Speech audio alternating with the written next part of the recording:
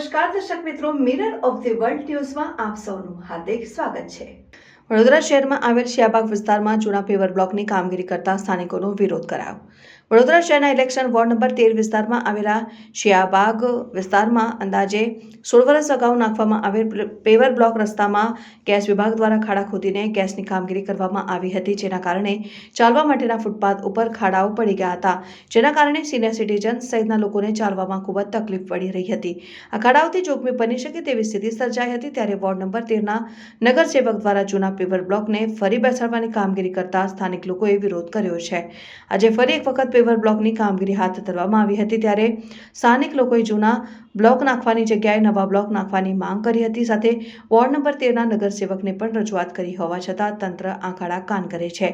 છેલ્લા 16 વર્ષથી આ જ પેવર બ્લોક નાખવામાં આવ્યા છતાં કેટલીક ઠેકાણે પેવર બ્લોકની લાઈનો નીકળી જતા સ્થાનિક લોકોએ અનેક વખત રજૂઆત કરીને નવા પેવર બ્લોક નાખવા માટે રજૂઆત કરી હોવા છતાં પણ તંત્ર જૂના જ પેવર બ્લોક નાખતા લોકો દ્વારા વિરોધ કરવામાં આવ્યો છે। આ શિયાબાગ મેઇન રોડનો વિસ્તાર છે, વોર્ડ ઓફિસની લાઇનમાં બધે।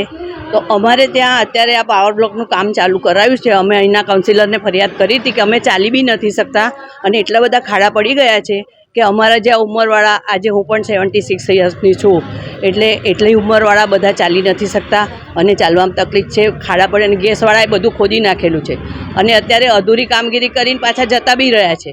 તો એવું થોડું ચાલે। અને અત્યારે નાખવા આવ્યા છે તો એ જૂના પાવર બ્લોક પાછા નાખે છે, તો કાઢ્યા અને પાછા એ નાખવાનો કોઈ મતલબ ખરો? બધે નવા નાખો છો તો અમને કેમ નહીં?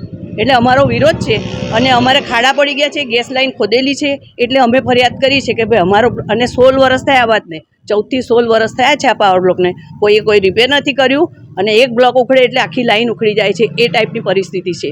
એટલે અમને નવા જ જોઈએ, આ જૂના પાવર બ્લોક અમે નાખવા બી નહીં દઈએ અને અમે બધા વિરોધ કરીએ છીએ આ એરિયાના। એ અમારો વિરોધ છે। હા, અમે અહીંના કાઉન્સિલર છે જાગૃતિબેન કાકા, એમને અમે જાણ કરી હતી કે ભાઈ તમે આટલું કામ કરાવી આપો, એટલે એક કામ કરવા માટે ઊભા રહ્યા છે। પણ આ ખબર નહીં કેમ અવરોધ કરે છે, કોણ અવરોધ કરે છે અમને નથી ખબર, પણ આ અમે નહીં ચલાવી લઈએ।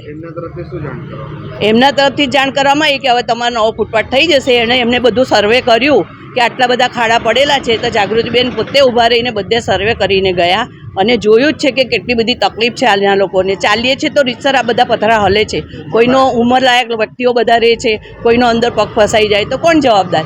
એટલે અમે એમને ફરિયાદ કરી હતી તો એમણે કીધું કશો વાંધો નહીં, તમારો બી નવો થઈ જશે। અને તમે જોઈ શકો છો કેટલા બધા ખાડા પડ્યા છે, તો પછી એ ક્યારે રિપેર થાય? ને એના એ જૂના તો અમે નહીં ચલાવી લઈએ, બધે નવા નખાય છે તો અમારા એરિયામાં બી નવા જ જોઈએ ને।